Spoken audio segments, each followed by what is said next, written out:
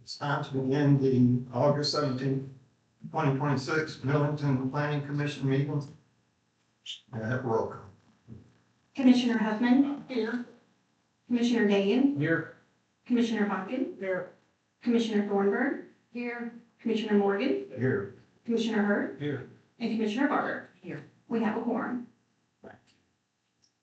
Third item on the agenda is the approval of the agenda. So moved. We have a motion Second. and a second. Any discussion? All in favor, please say aye. The agenda is approved. Number 4, approval of the minutes of the July 2026 meeting. Motion. We have a motion Yes. Second. and a second. Any additions, subtractions, questions? Hearing none, all in favor, please say aye. Aye. That motion passes. Okay, public comments. 3 people on the list here. Judy Perry.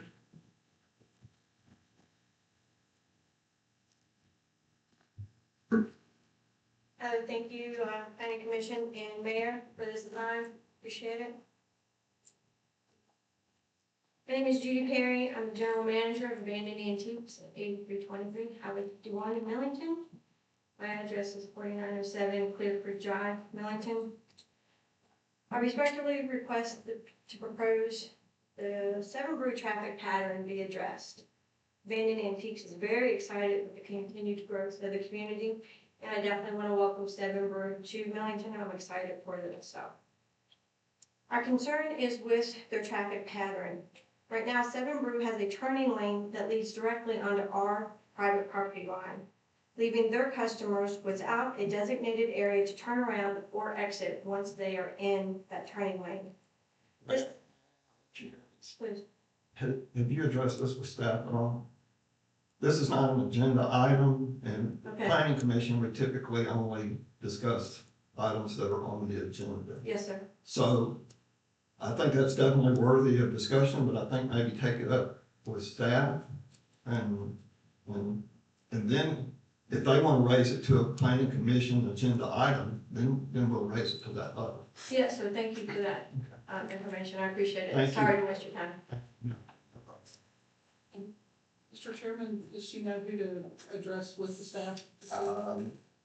Maybe do you know who to address with staff? Mr. Yoders has his hand up. He will be happy to discuss that with you. Thank you. Thank you, Mr. Chairman. Sure. Don Lowry.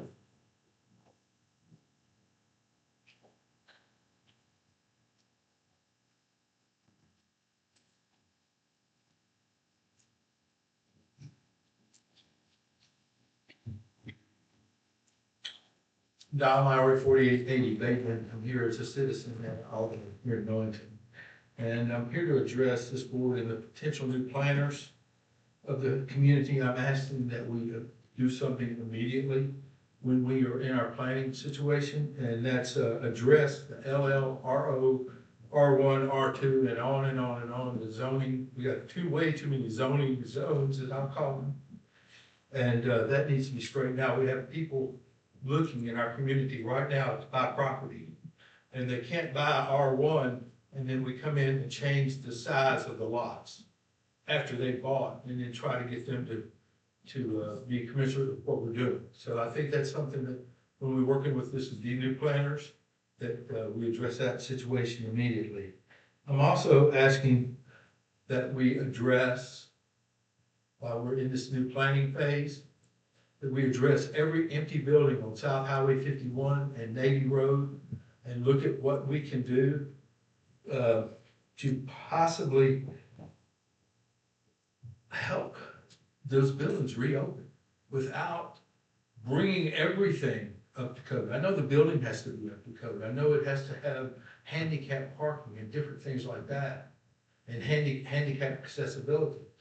But some of the things, every lot is not the same on Navy Road or Highway 51. Some are way off the highway and they've got plenty of parking. Some are not very far off the highway. Most of those buildings down through there were built in the sixties, when it was a 2 or 3 lane Highway 51, and now it's 5, and in some places 6 lanes wide. So I'm just asking that we really take a hard look at South 51, because there's a lot of empty buildings, and maybe road. Thank you. Thank you. And the last I have is Patricia Bryant. Did I say that right? Bryant? Yes. Yeah. My name is Patricia Bryant. I live at 6856 K Cove. And I want to tell you how glad I am to see a Panda Express coming to town. I've been down to Memphis to that one there a number of times. I've heard that Yeah. today. I was in Missoula, Montana, and went to a Panda Express. And so my daughter-in-law sent me a picture of the Panda Express that's in the Denver airport. Never had a chance to be long enough in that airport to go to them. But she sent me a note. She said that she thought that I should ask and request that you put in a special parking spot for me at this Panda Express. But while you're planning, if you would consider that, I truly appreciate it. You'll have to ask Panda Express to do that. Well, you guys can put it in the plan. We'll do it right. The Bryant parking spot. Yes. Okay. Eric, what is the problem? Can we just call it the favorite customer spot? But- Yes, that's shocking. Yeah, All right, this is all the names I had. Is there anyone else that wants to address an item on the planning agenda? I move we close public comment. Is there a second? Second. All in favor, please say aye. Aye. Aye, those public comments are now closed. Thank you, everyone. Number 6, staff sign report. Planning staff received 2 sign applications for sign review during the August 2026 application period. The application requests were for 2 wall signs and a reface of a panel on a project sign. Trudy's, which is situated at 8500 Wilkinsville Road, Suite 120, requested 1 wall sign. Each storefront bay is allowed a minimum of 30 square feet. The request was not over the allowed 30 square feet. Staff approves this wall sign. One Main Financial, located at 8507 US Highway 51, requested 1 wall mounted sign. This sign is a reface and a reface on the project sign, which meets all the required guidelines. This application was also approved. We showed up for you, Yes. so everybody can see. And this one is Trudy. And it falls well under the 30 square feet. And then next one is on one. This is the reface. As you can see, if you can see my mouse, they removed this little symbol here.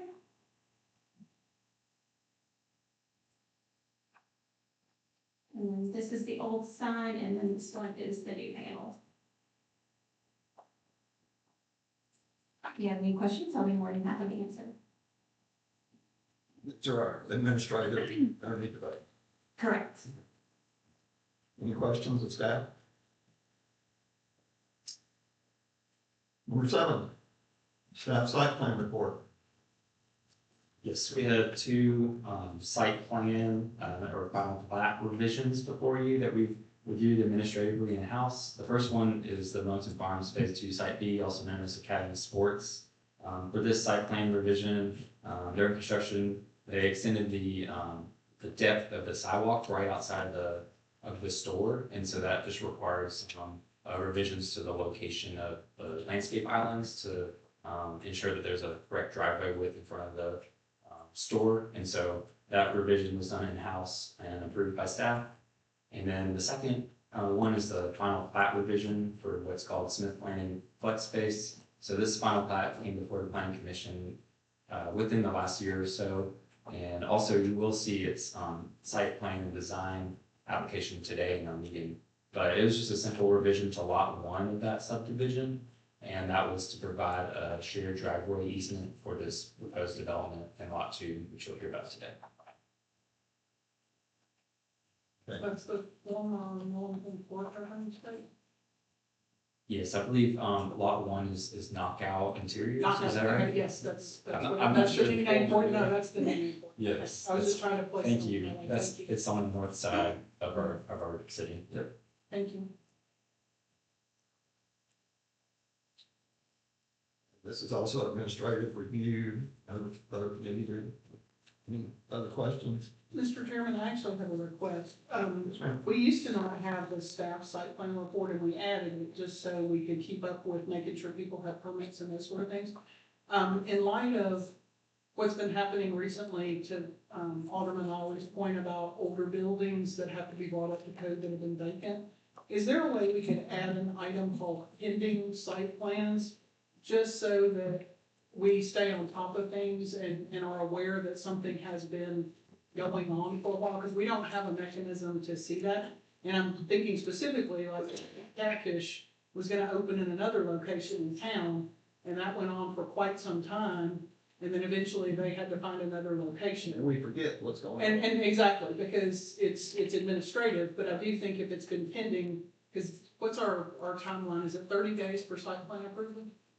So if it's longer than that, so essentially each month we could have a pending site plan so that we can hopefully work through getting issues addressed and have it move through the process, or figure out what needs to happen. I think that'd be great. Sure, and to your question, thank you for that request. That's essentially what we're showing here. So I guess my question would be for the commission. So we do have some of those pending site plans that we haven't received an official application and fee. And so therefore, in my opinion, it's not really public information at that time. Correct. And so would we be okay to still present that to you all if they're just, it's kind of more of an inquiry and they haven't gone through the process yet? I would defer to our city attorney Okay. on that one. Sure. I would say anybody that hasn't made a formal application isn't really, they get a lot of discussions or people coming in and having meetings and those things informally come through, but if they haven't actually submitted something to the city, and then maybe go back and forth, it might be a little confusing of what's been submitted. So The there is staff kind hasn't of, had a chance to review. there's kind of a gray area where the cutoff to be on the planning commission has passed, and then an application comes in that's complete. So it's now in front of you, but it's not gonna make it Right. fully to our Okay. agenda. And I think that's maybe what we're talking about. Sure. There's those kind of We Yeah, can definitely- and I have no problem with it being added to tonight's item 7, staff site plan report. It could just say pending as opposed to approved Yeah. on the status. So we don't have to create another report. We Sure. could just be, just so we're tracking all of those. Definitely. Be happy to do that. Thank you. Anything else on that? Okay, moving on. Agenda item 8, application for sign design approval submitted by Stephanie Harden, Frank Local Sign.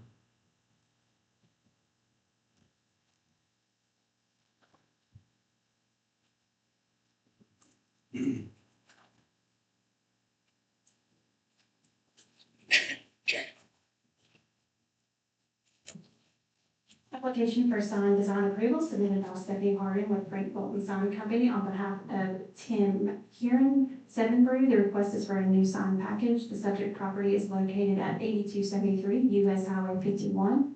More specifically, parcel M0115RA00001. The subject property is zoned B2, general commercial, and located within the US Highway 51 Special Sign Overlay District.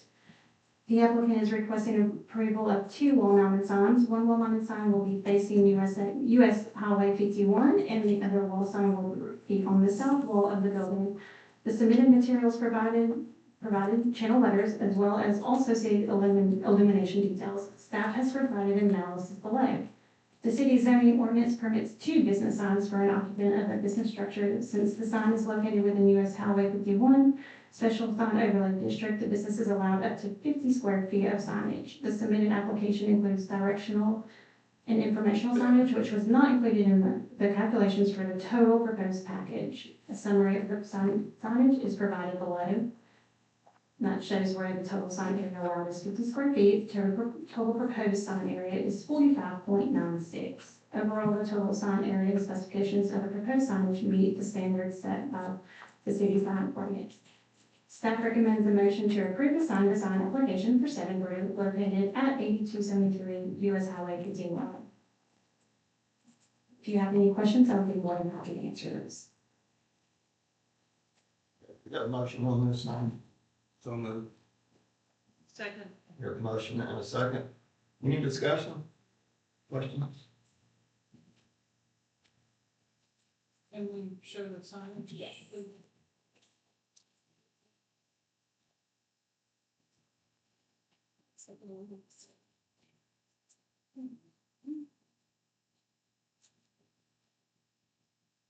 So originally, this sign with the X was gonna be part of it, but we had to remove that because it was gonna make 3 wall signs, which is against the city ordinance.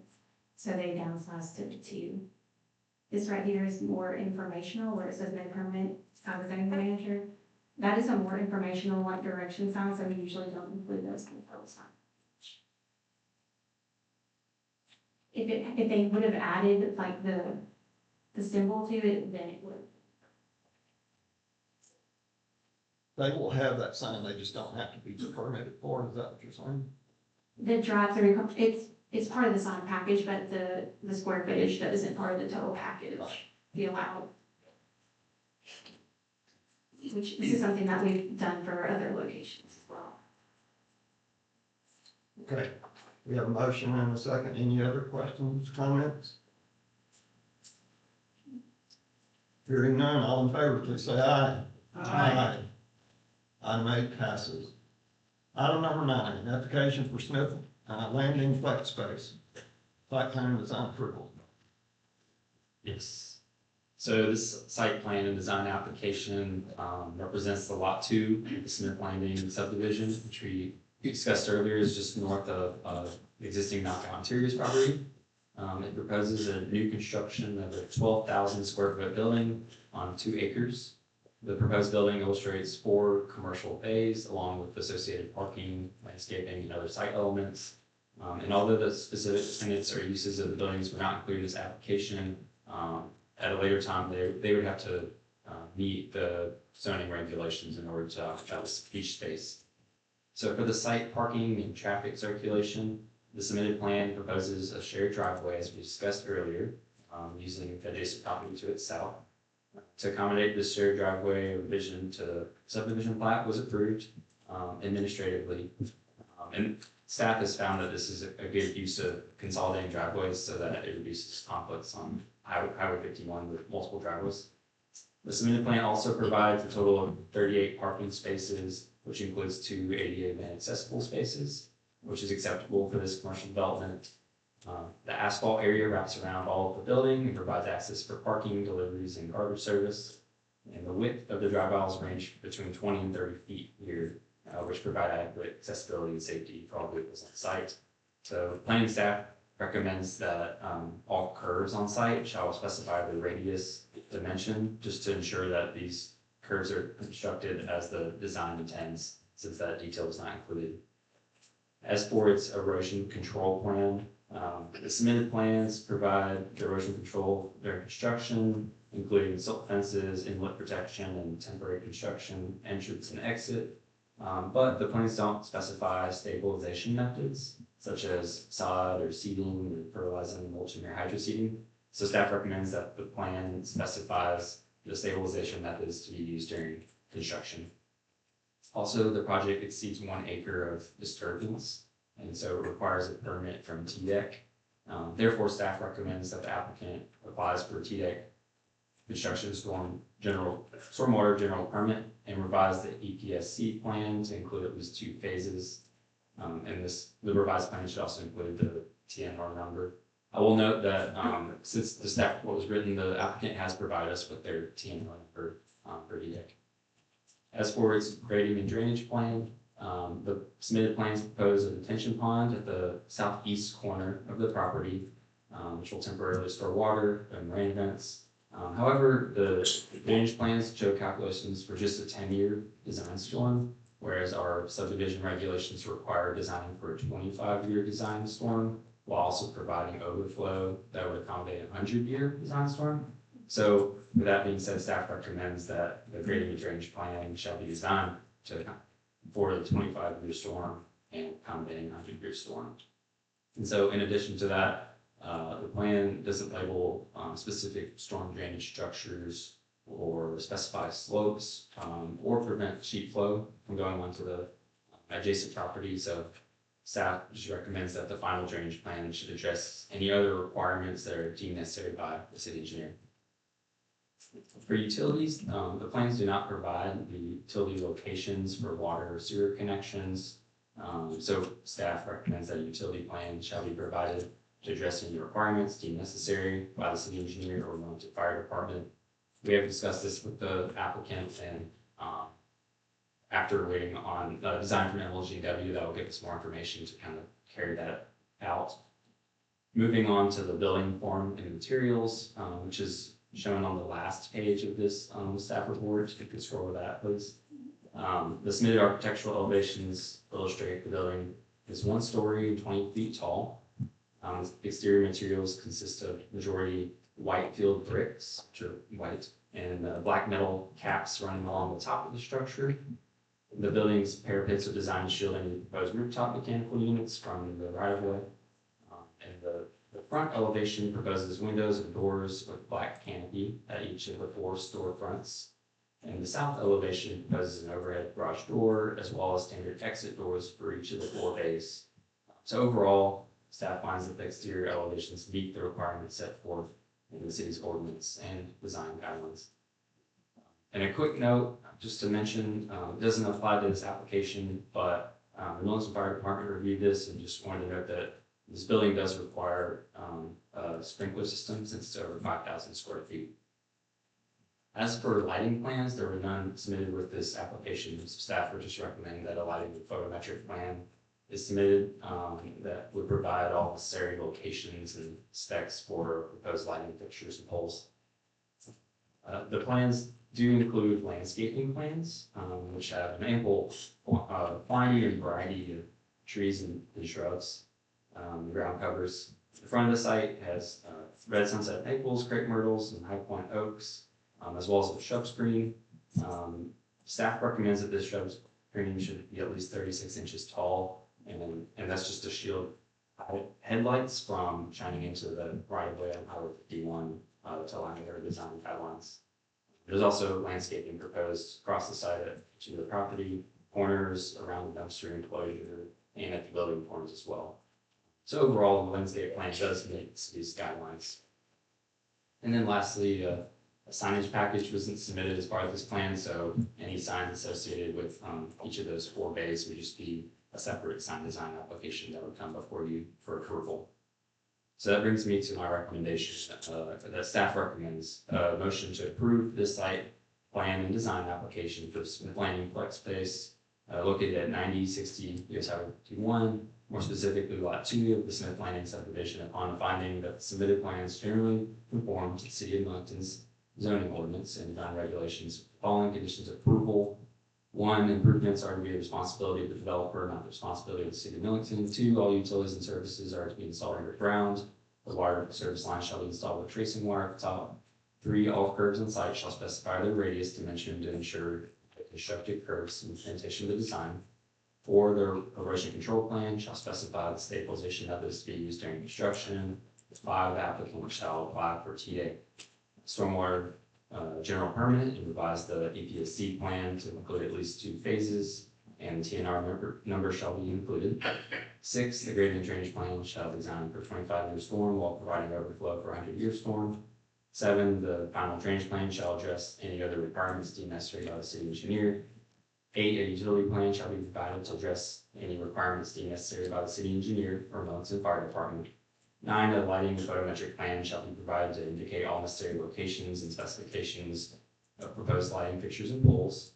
10, the shrub screen shall be at least 36 inches tall to shield headlights and parked vehicles from shining into the public right-of-way on Highway 51. And then lastly, 11, the final plan shall address any other requirements deemed necessary by the city engineer. So that concludes staff report on the planning flex space. Happy to answer any questions, and the applicant is present if you have any questions as well. Okay. Thank you for that presentation. Do we have a motion to approve or deny, these 11 conditions? Motion. You have the motion, is there a second? I'm assuming that's to approve, sorry, so should have gone to deny.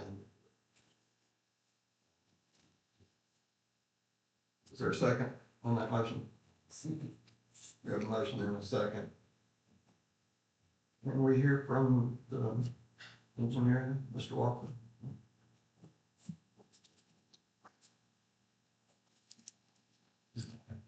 Chance Walker, 1102 Fremont Drive, Smith Walker Engineering. I will note, that has a lot of conditions. I've since then corrected everything in this hard copy here with me. The one thing that we are waiting on is MLGW.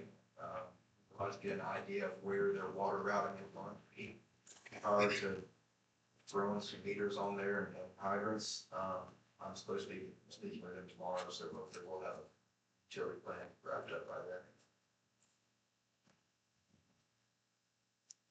then. And the lighting and photometrics you're gonna work on? That doesn't really come from me. It is in the works. The architect is working on the photometrics plan. Anybody have any questions of that? Well, I don't know if they're, I don't know if they're for staff or the applicant, but, I did have a couple of questions. In the description, it said that we don't have the specific uses for the building yet, but aren't the parking and some of the other items that are requirements dictated by the uses? So if all of a sudden we rent this out as a restaurant, that changes the number of parking spaces. So how do we address that? Yes, it can. So I know our ordinance has a general allotment of parking for all commercial buildings that can be used. I'd have to go back and check the numbers out off the top of my head. And then there are specific uses and parking required, like you said. In addition to that, there's opportunity for shared parking for these types of developments. I don't have the calculations in front of me, so I have to look into that. Okay. My second question was, we have the photo or the drawing that has the detention pond.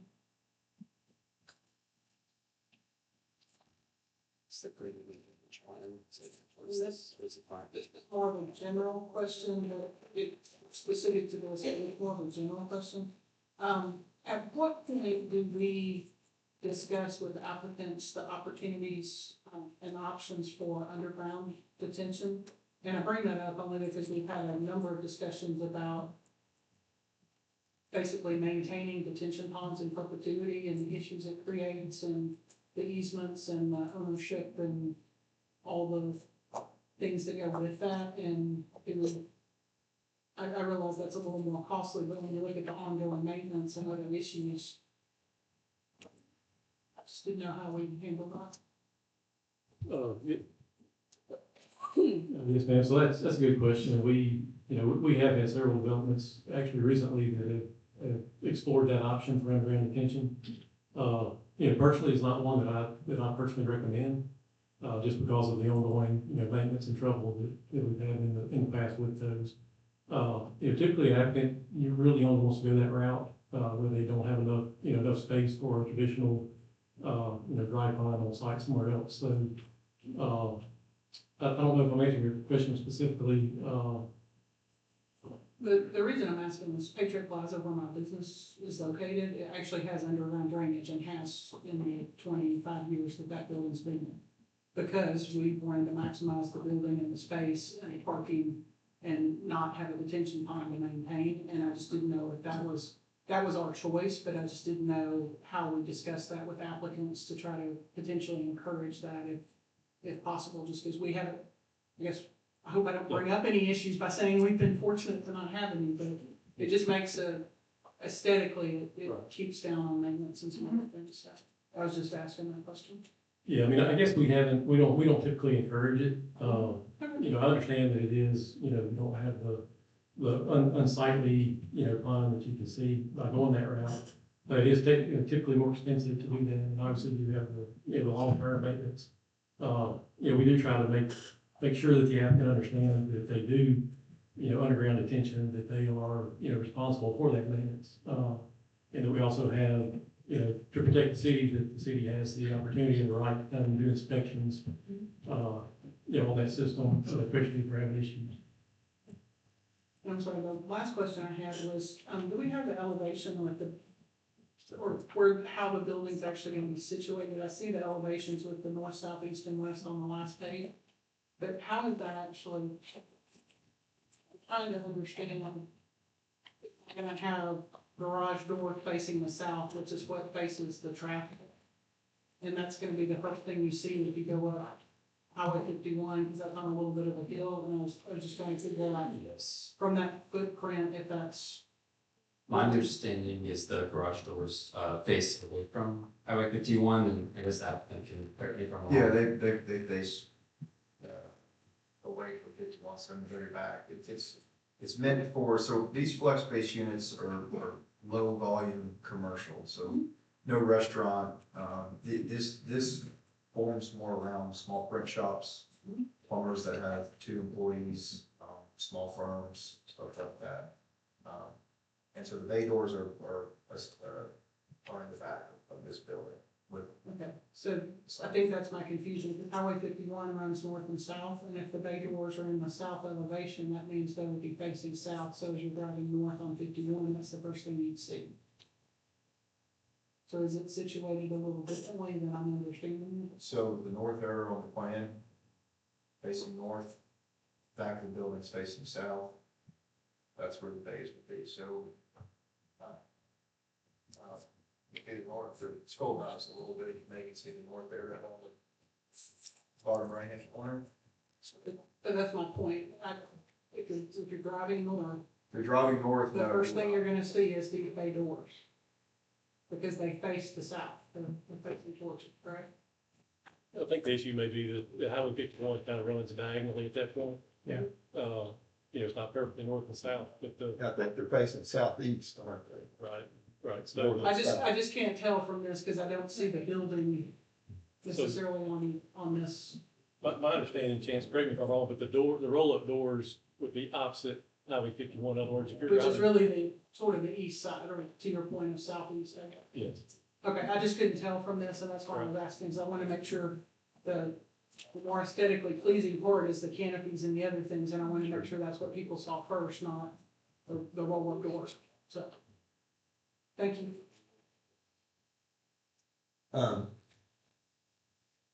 Is the landscaping gonna be irrigated here? Do we have that in these plans? So we really need to have all of this landscaping. Yes, yeah, be irrigated. Add that as a condition.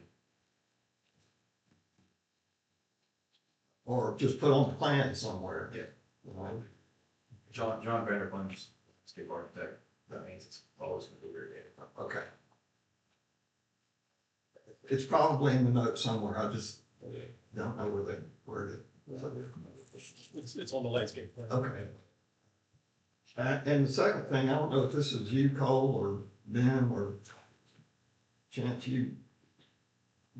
did we have an ingress egress easement on this from the highway to, you remember that? It was a few months ago when Right, when it was I just subdivided. I didn't remember, so I wanted to make sure that that was So, noted. yes, that was one of the administrative, are you referring to the, driveway easement that we approved in-house? Earlier in the meeting, I presented on. An easement from the highway to this building, That's correct, there is. basically across somebody else's lot. Yes, that exists. Okay. They submitted that. I thought we several probably times. did, I just didn't remember, I thought I better ask, Yes. so. Do I have anything else? Okay. We have a motion and a second on this. All in favor, please say aye. Aye. That motion passes. Thank you. Thank you. Okay, on to number 10, application for Panda Express site plan and design. Yes. This is a site plan design application that represents the rehabilitation of the existing 6,250 square foot commercial building located at 8523 US 51, which is formerly operated as the Hardee's. The site will remain largely the same with some modifications to the drive-through lanes, detention ponds, landscaping, and cosmetic improvements to the exterior of the building. As for site parking and traffic circulation, the plan keeps the shared driveway access at each side of the property closest to Highway 51, as well as an ingress-egress driveway at the back of the property via Creek Mill Circle. Internal traffic circulation occurs within the drive areas, wrapping around all sides of the building, providing access for parking, deliveries, and garbage services. The width of the driveways range from 14 to 28 feet and are designed to provide adequate accessibility and safety for vehicles on site. The drive-through has been expanded from just 1 lane to 2 lanes at the ordering station. And the site provides a total of 55 parking spaces, including 3 ADA parking spaces to that parking spaces. Sidewalks connect the building entrances and provide pedestrian access throughout the site and to the adjacent public right-of-ways. However, staff recommends that an ADA compliant curb ramp shall be provided for the existing non-compliant sidewalk at the driveway apron on Creek Mill Circle, along with all associated construction details to go with it. For its erosion control plans, the submitted plans provide a plan for use during construction that includes silt fences, inlet protection, and temporary construction entrance and exit. And since the project is an existing site and it doesn't exceed 1 acre of disturbed area, this single-phase EPSC plan is sufficient for this project. So overall, staff finds that the EPSC plan generally meets the standards of the City of Millington and TDEC. However, staff just has one recommendation, and that's to include a rock ring installed at the effluent pipe within the detention pond. For its grading and drainage plan, this existing site utilizes a detention pond at the back of the site, closest to Creek Mill Circle. And given the increase of impervious areas due to expanding asphalt area near the back of the property, the impervious area goes from about 63% to 68% of the site. And so this proposed design proposes expanding storage area for the pond, which will adequately store the stormwater runoff. Throughout the design process, staff have requested the design team to explore several options for how they're connecting to adjacent sites stormwater. And that's because when this site was originally developed, there were 3 sites next to each other, including the Zaxby's and the Express Oil Change with this Hardee's site, and their drainage systems are connected. And so we just wanted to ensure that long-term maintenance and correct drainage was happening here at this pond. Ultimately, the design team worked to give us a design, and staff finds that the proposed design is generally sufficient for proper drainage, except for a few minor deficiencies regarding slopes for grading. So staff just recommends that the final drainage plan would address those or any other requirements deemed necessary by the city engineer. Moving on to the building form and materials, if you could scroll down towards the end of this packet. Submitted architectural elevations illustrate just the renovation and rebranding of the existing restaurant building. The commercial design incorporates a combination of exterior materials that include EIFS, manufactured stone wainscoting, composite cladding accents, and metal trim elements. The building colors include EIFS painted a cool white with a hint of gray, dark gray stone, light brown bamboo panels, and black accents. The plans provide a sightline study as well to illustrate the viewpoints of rooftop mechanical units from each public right-of-way. And of the viewpoints that are directly adjacent to the site, viewpoint A on Creek Mill Circle allows view of a rooftop by a few inches.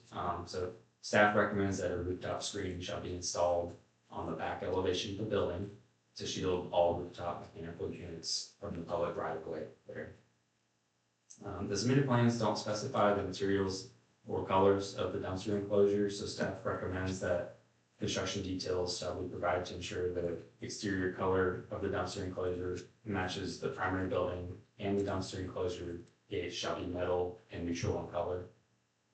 As for a lighting plan, submitted plans do not include a lighting or photometric plan. I think, we believe the design team is intending to utilize existing poles and wall fixtures on the site, but ultimately staff would recommend that a lighting and photometric plan shall be provided to indicate all the necessary locations and specs for proposed lighting fixtures and poles to achieve the adequate foot candle coverage across the site. As for the landscaping plan, the plan proposes various trees, shrubs, and ground covers. The front of the site along 51 proposes crepe myrtles and a gold maple, along with continuous screen of evergreen shrubs with a 30-inch height to shield headlights of parked vehicles from shining into the public right-of-way. Throughout the site, landscaping is proposed along boundaries and within its landscape islands and around the dumpster enclosure as well. The plan proposes 3 inches layer of river rock mulch with all landscaping areas. However, staff has found that river rock commonly migrates from this landscape areas into nearby drainage inlets and clog them and drain the drains over time. So staff recommends that the landscape areas shall substitute proposed river rock mulch with wood mulch. And the renderings do show signs, but official sign package was not submitted with this set of plans. So any sign associated with this development will be submitted separately and reviewed as a part of separate sign design application. Which leads me to a staff recommendation of a motion of approval of this site plan design application for Panda Express, located at 8523 US Highway 51, more specifically parcel M0115-00994. Upon finding that the submitted plans generally conform to the City of Millington zoning ordinance and design regulations with following conditions of approval. 1 and 2 are standard conditions. 3, ADA compliant curb ramps shall be provided for the existing non-compliant sidewalk at the driveway front on the Creek Mill Circle, along with associated construction details. 4, a rock ring shall be installed at the effluent pipe within the detention pond. 5, the final drainage plan shall address any other requirements deemed necessary by the city engineer. 6, a rooftop screen shall be installed on the back elevation of the building to shield all rooftop mechanical units from the public right-of-way. 7, construction details shall be provided to ensure the exterior color of the dumpster enclosure matches the primary building, and the dumpster enclosure gates shall be metal and neutral in color. 8, a lighting and photometric plan shall be provided. And 9, the landscape area shall substitute river rock mulch with wood mulch. That concludes the staff presentation. I believe the applicant's present as well, if you have any questions for us. Thank you. Thank you. Okay, staff has recommended approval with the 9 conditions. Is there a motion for that? Motion. A motion and a second. Does the applicant wish to speak? Are you good with these 9 conditions? Yes, just introduce myself first. My name is Matt Yondo with CSO. Address is 2800 Corporate Exchange Drive, Columbus, Ohio. Just want to say I have confirmed that I have reviewed the conditions. Our full intention to make the necessary revisions accordingly during our final design here and get this up to what the city's looking for. And we're excited to hopefully one day move in here. And I'm happy to hear that Ms. Bryan is also very excited. Did we have a dedicated parking space? We can talk after. Anybody have any questions of the applicant? Thanks for coming. You came from Ohio. Yes, you know, it's always fun to travel. Mr. Chairman, Mr. Chairman, I have 2 questions actually on the landscaping plan that's here. I just want to make sure I'm looking at this right. So along Highway 51, those symbols are designated for crepe myrtle and the trees are in the back of the property, is that correct? Oh, I'm sorry, you can't see what's up on the screen. No, it's page 11, 2/3 of the way back in the packet. Yes, they're small flowering crepe myrtles. I was just making sure I was reading that correctly, so there won't be site issues for people pulling in and out of the driveway. That's what I was asking. And then, I really was listening, but why is our preference wood mulch and not rock mulch? Sure. Just the fact that the rocks can easily get blown out of the desired landscape islands and eventually get into the inlets and eventually clog them, and they're just really hard to clean out and maintain those pipes over time. So that's our preference. It's not necessarily a requirement, but But we don't have the same issue with wood mulch because it disintegrates, I guess. right.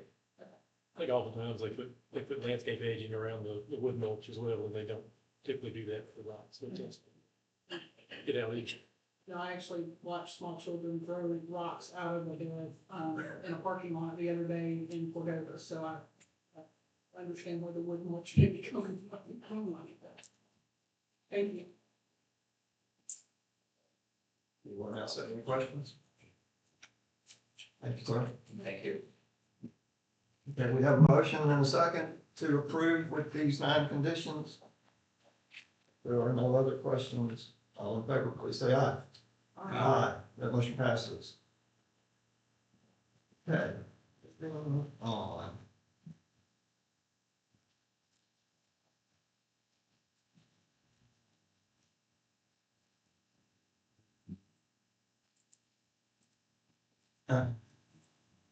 Discussion of vacating the previously approved minor subdivision plat known as Lot 6 of the re-subdivision of the 109-acre tract owned by the Industrial Development Board. Yes, that's Okay. good. Thank you. So, Ben was on the move, so I thought we might be setting something up. no, that's fair. So back in May of 2025, the planning commission had approved this final plat known as Lot 6 of the re-subdivision of the 109-acre tract owned by the Industrial Development Board. This is located off of Ryburn Drive, just off of Highway 51, I guess, as well. It was approved with some conditions, but since the approval with conditions, staff had not received a revised plat addressing those conditions, nor was there any progress made toward the acquisition of the property from the IDB. And so staff had contacted the applicant to determine whether they had intended to proceed with this and the associated purchase of the property. And the applicant ultimately confirmed that they do not intend to move forward with either of the subdivision or the purchase. So as a result, staff is bringing this before you, just requesting that the planning commission would vacate this previous approval of the plat. This would just formally terminate the approval subdivision application, as well as removing inactive approval on our records. And it would allow the IDB to have any future subdivisions or selling the property in the future. And so the staff's recommendation to vacate this plat, known as Lot 6 of the re-subdivision of the 109-acre tract owned by the Industrial Development Board. I'm happy to answer any questions. Yeah, that concludes my staff report. Mr. Chairman, we're trying to get location pulled up. Okay, so does, and I should have asked you this earlier, the agenda says discussion of vacating. Are you wanting a motion on this? We are wanting, Okay. yes, a vote. Thank you. We're gonna wait for just a few minutes. I think it's important that everybody see this from an aerial.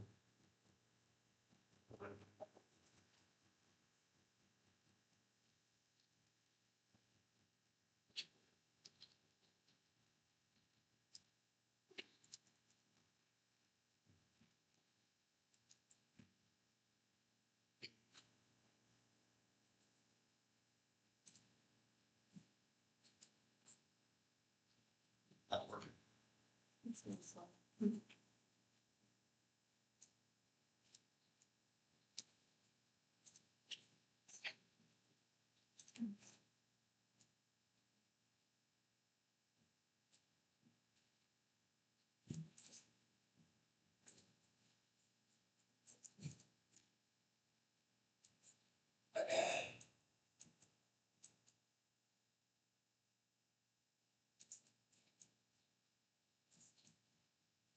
We can move on. Here we go. Drag it out so you can see it. Thank you, thank you.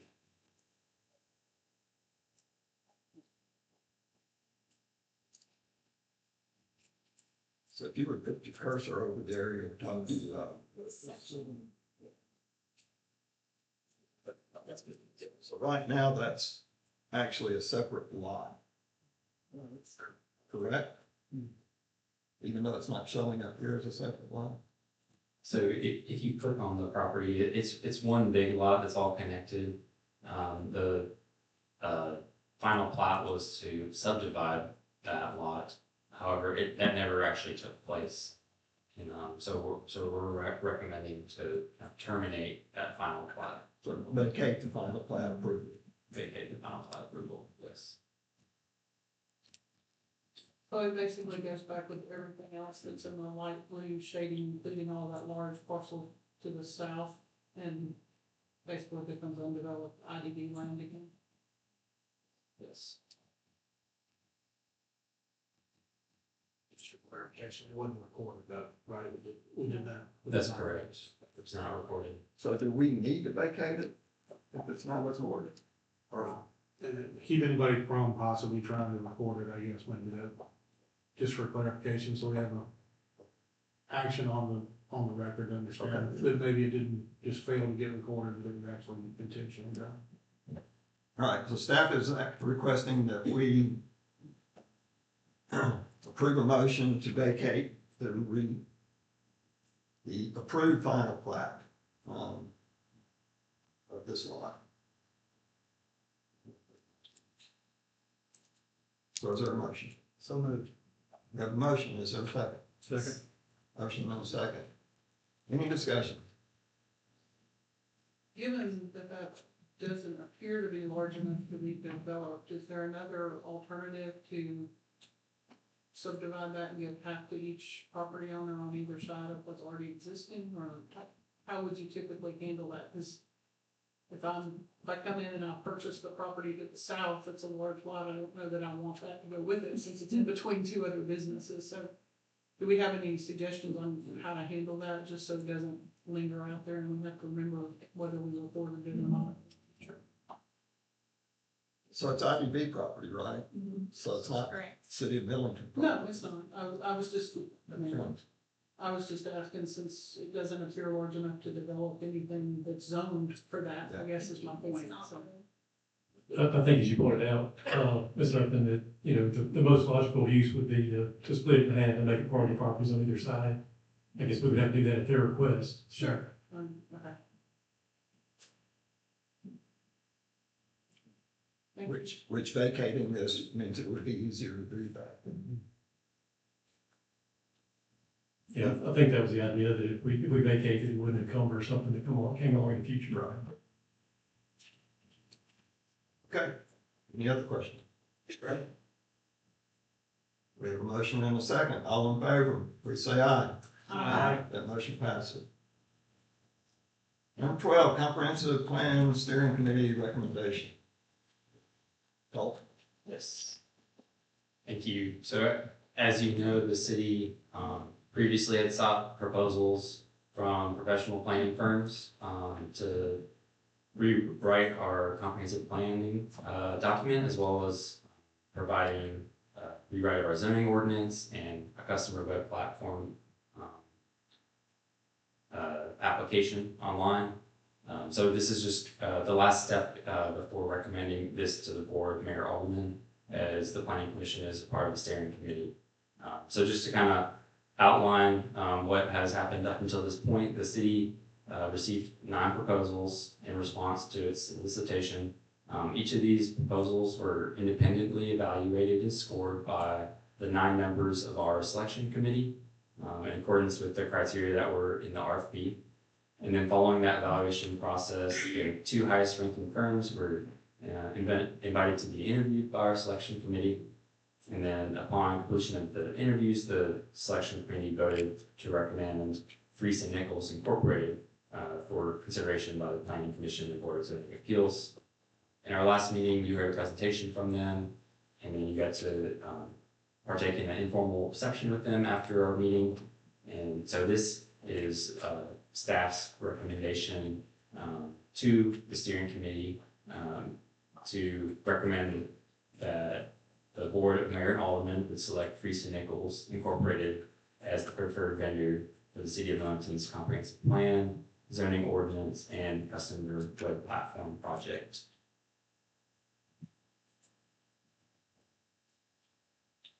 Okay. So you typically stated the motion request in that last statement. Do we have a motion to that effect? Motion. A second. Motion and second. Any discussion regarding the recommendation of Bruce Nichols to Board of Mayor and Alderman? I think my question's more about the process, and just if the steering committee is the planning commission and the board of zoning appeals, I guess I was confused, about a separate selection committee, which actually didn't comprise people of the board of zoning appeals and the planning commission. So my suggestion just for future proposals might be including some of those folks on the steering committee or on the selection committee. I was a little confused about why we had two different committees, because as a planning commissioner, I never saw the other 8 applicants. So again, Friesen Nichols is very well qualified. I went through their proposal. I have no issue with that. It's more of a process going forward. So that was my only comment. Thank you. Any other comments? We have a recommendation, a motion to recommend Friesen Nichols to the board mayor and alderman, and a second to that motion. If there's no other discussion in that regards, all in favor, please say aye. Aye. That motion passes.